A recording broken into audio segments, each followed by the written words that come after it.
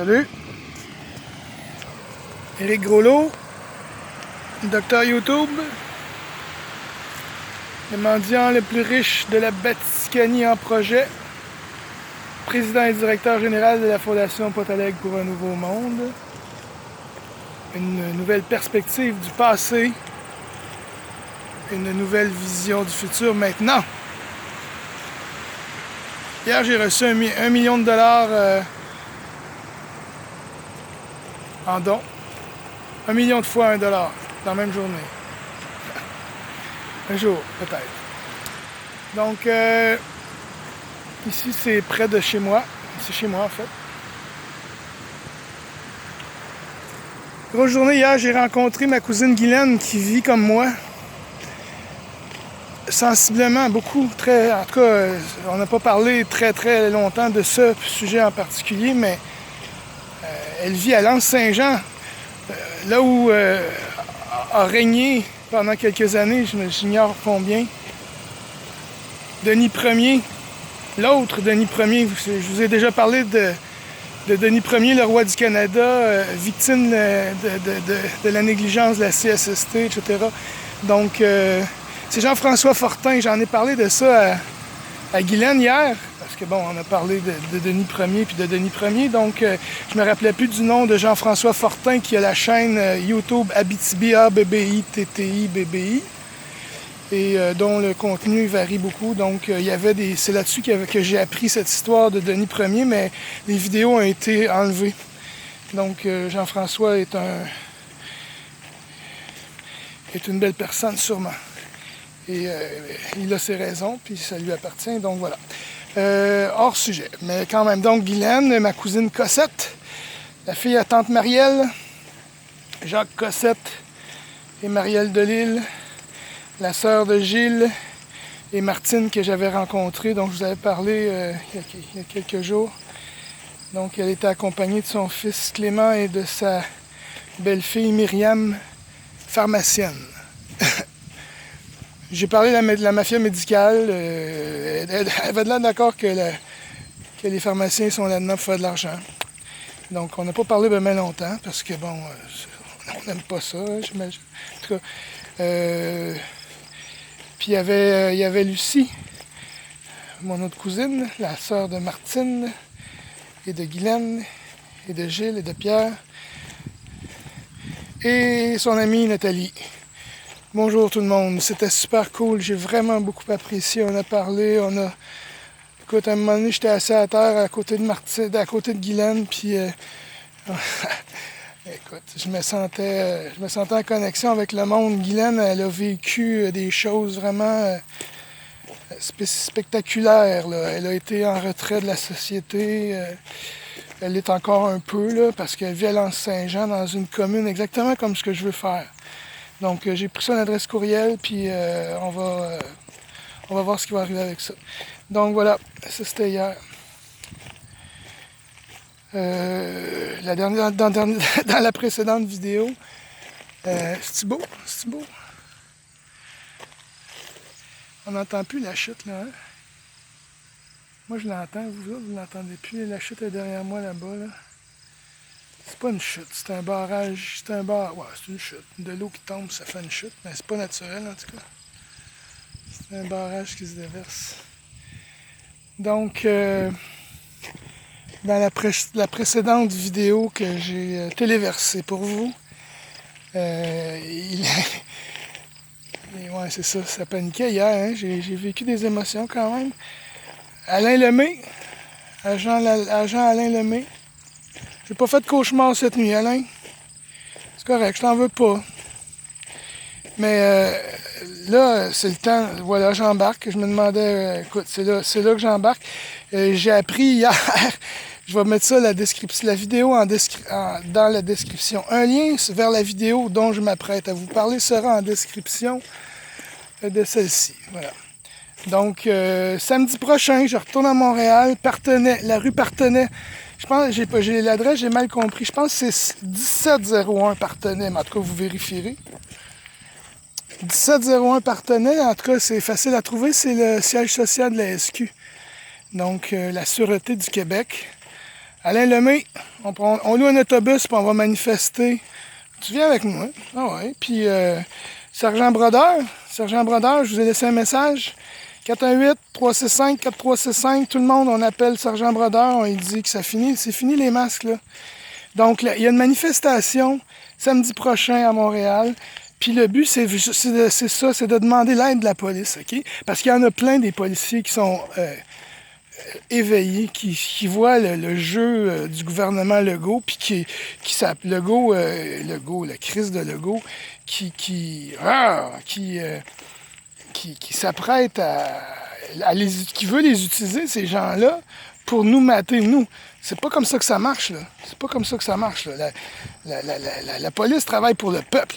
Le gouvernement est supposé de représenter le peuple. Là, c'est pas le cas, là. Le gouvernement est infiltré par des profiteurs, une mafia. Bon, écoute, ils vous diront pas ça à TVA et à Radio-Canada. Changez de poste, coupez le câble, comme dit Steve, l'artiste charlant. OK? Abonnez-vous à sa chaîne YouTube, Facebook, likez ses affaires. Écoute, c'est un gars cru, puis c'est un gars qui est réveillé, puis il y a plein de gens qui le suivent. Puis c'est pas des moutons qui le suivent, là, c'est des gens qui ont réfléchi. Là. Il y avait plus de 50 000 personnes samedi dernier dans les rues de Montréal sur le trajet de la marche pacifique pour la défense des droits et libertés du peuple. C'est pas pour rien que s'il y avait 50 000 personnes, c'est pas tous des cons. Là. Écoute, c'est des gens oui, ils sont tous conspirationnistes. Pourquoi? Pas conspirationnistes dans le sens que c'est des cons qui croient tout. Non, non. C'est parce qu'ils ont vu clair. Puis les conspirations existent, sont là.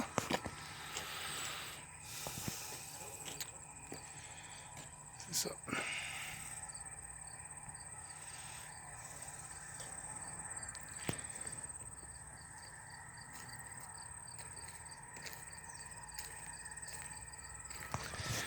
Donc,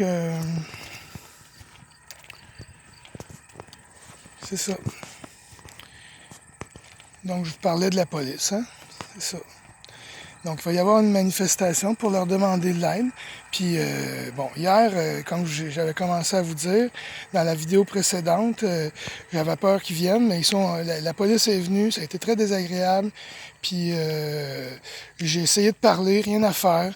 Il me dit, t'as compris, finalement. Non, non, j'ai rien compris, là. J'ai juste compris que si je t'obéissais pas rapidement, si je sortais pas rapidement de l'édifice municipal, tu m'amenais au poste. Puis ça, j'avais pas le goût pas en tout, OK? Bon, alors, je suis sorti, mais tout ce que j'ai compris, c'est ça. Mais j'ai pas compris pourquoi est-ce que tu prends pas position comme ça, Alain Lemay. T'as pas le droit. T'es là pour le peuple. Puis moi, je suis pas une menace du peuple. Là. Puis quand tu m'as dit que tu reviendrais si je recommençais, tu m'as dit que tu reviendrais. Ben, je t'ai dit que je retournerais à l'édifice municipal. Puis je vais le faire. Je vais étudier mes droits pour être bien certain de savoir comment je vais réagir cette fois-là. C'est sûr que ça va être pacifique, notre affaire. Mais moi, je veux pas me ramasser au poste de police, là. Puis tu m'amèneras pas là, parce que, en tout cas, c'est un abus de pouvoir. C'est pas parce que tu as le pouvoir de faire quelque chose que tu as le droit, OK? Toute cette histoire de covidiotie-là, c'est prouvé, OK? Tu te trouves à faire c'est ça. Les policiers qui agissent comme ça, ils réfléchissent pas, puis ils font le dirty work, le travail de bras de mafieux. On est mené par une mafia. C'est aussi clair que ça. Mafia médicale, dictature sanitaire. Donc, fait que c'est ça. Fait que quand Alain Lemay est parti, là moi, j'ai collé, j'ai voulu parler à M. le maire. OK? J'ai voulu parler à M. le maire. Puis là, ben, je reviens d'abord parce que j'ai pas fini de vous parler, puis on t'avait d'arriver où il va y avoir du bruit.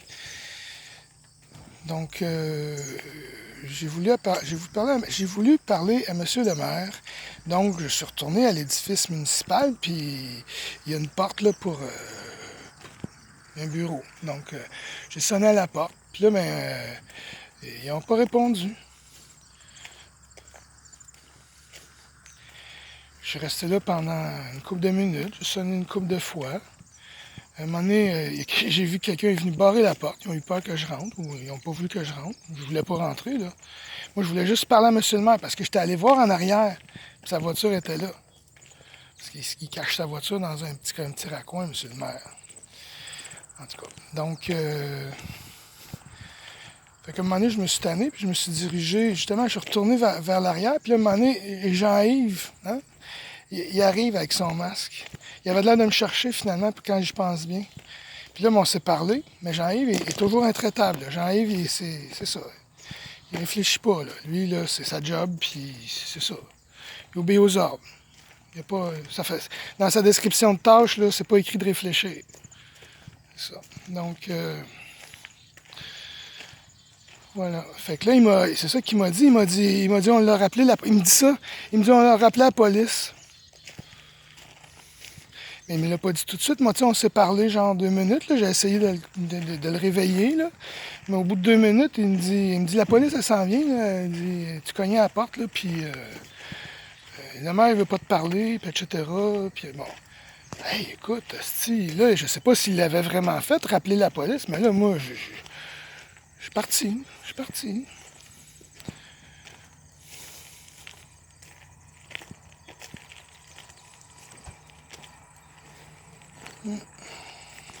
Voilà.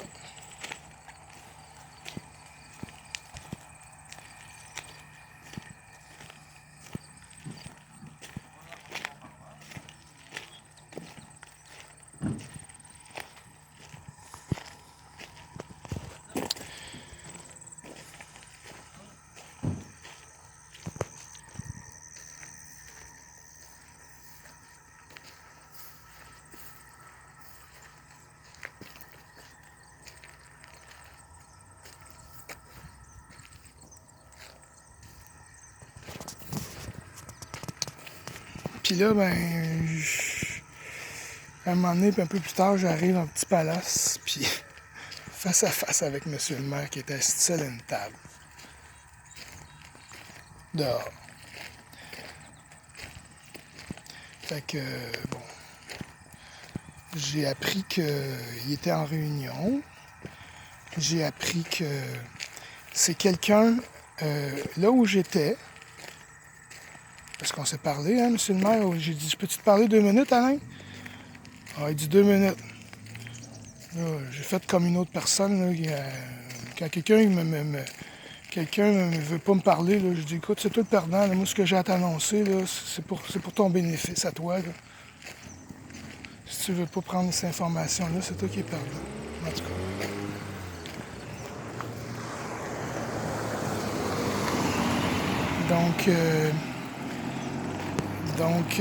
Voilà. J'ai parlé à Alain, puis j'ai appris que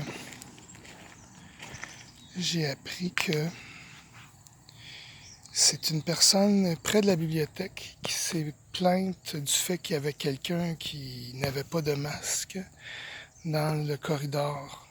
Donc c'est quelqu'un que j'ai salué, c'est peut-être même quelqu'un à qui j'ai parlé, puis j'ai parlé à au moins une personne pour vrai. Là. J'espère que c'est pas elle, parce que en tout cas, j'ai pas été désagréable. Là. Je lui ai parlé calmement, puis oui, je lui ai parlé de la marche pacifique, etc. D'ailleurs, dans le corridor, à un moment donné, j'entends une conversation, okay, tout près d'où j'étais, là, des deux personnes qui parlaient, puis il y en a un qui disait qu'il parlait de la marche de samedi. Puis, à un moment donné, il passe, puis je dis, t'étais-tu là? Il dit non, mais j'étais à celle de dimanche. J'ai dit, moi aussi, j'étais là. J'ai dit, cool. Puis là, il a continué parce que, bon, il s'en allait, il travaillait, là, mais bon. Donc, lui, là, il a compris. Donc, voilà, je suis pas tout seul à Sainte-Tecla. Voilà, il y en a au moins deux. Il y en a au moins deux. Donc, c'est ça. Donc, c'est un rendez-vous samedi. Puis même, on va faire un rendez-vous de platérien avant. Ouais. Platériennes et platériens, réunissez-vous sur rue Partenay avant l'événement. C'est pas de pancarte, rien, là. On veut pas détourner l'événement. On veut pas détourner l'événement, mais le mensonge le plus important, c'est vraiment celui-là, là. c'est celui... Écoute, il nous enferme dans une boule qui tourne, là. Ça n'a pas de sens, là. Hein? S'il y a d'autres continents, là, il y en a d'autres. En tout cas, c'est ma vision. Donc, toute l'économie qu'on nous rentre dans la gorge, là, puis on nous fait peur avec ceci, cela, tu sais. On nous fait peur avec mille choses. C'est tout le temps ça. C'est tout le temps le bâton du berger. Hein? Le berger fait peur aux moutons. Il égorge un mouton noir une fois de temps en temps, faire peur aux moutons blancs. Puis il leur dit que le loup, c'est qui est dangereux. Puis c'est le cas, là. Le loup, c'est un danger, mais le berger aussi est dangereux, là. Le berger n'est pas là-dedans pour il n'est pas là-dedans pour le profit des moutons, là. Donc voilà.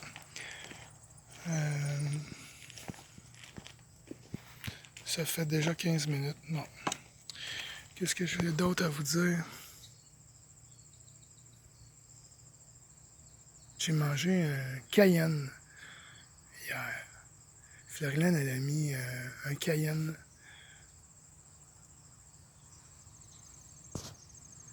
Je l'ai mangé au complet.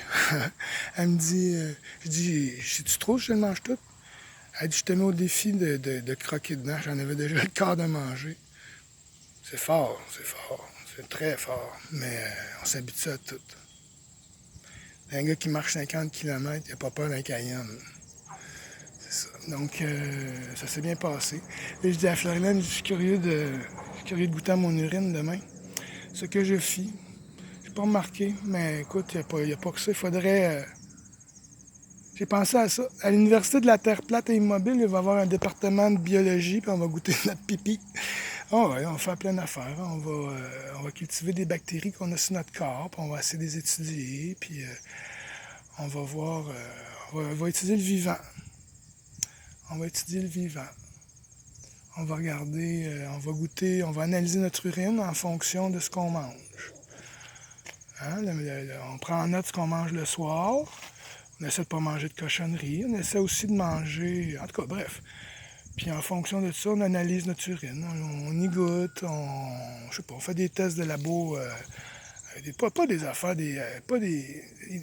on veut sortir du système, OK? Fait qu'on revient on pense à Béchamp. On pense à Béchamp, donc on revient avec on veut pas investir des millions de dollars dans des laboratoires. Non, on prend des outils qui sont disponibles à peu de frais, là, des vieux télescopes, des vieux microscopes, des vieilles, en tout cas, des affaires de même, là, des plots de pétri, puis des affaires comme ça. Puis on observe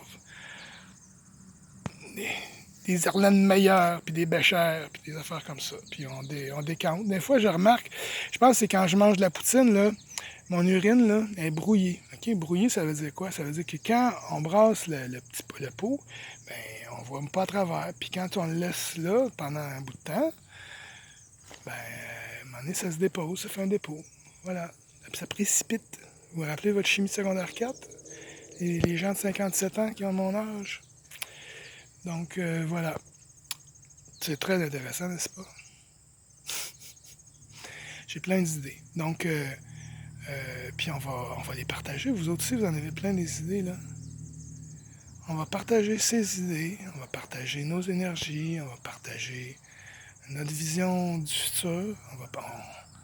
On va se réunir parmi ceux qui ont la même vision, la même perspective du passé. C'est important d'être d'accord sur nos origines pour savoir où on s'en va. Okay? Donc, on vient tous de la même place, mais on n'est pas tous d'accord. Hein? Puis il y en a qui disent, c'est quoi là, qui vivent sur une terre carrée ou une terre triangulaire ou les plus savants, les octogonales.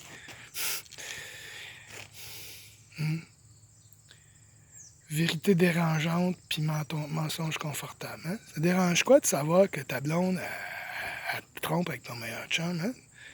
Ça te dérange en esti, hein? C'est ça. C'est ça.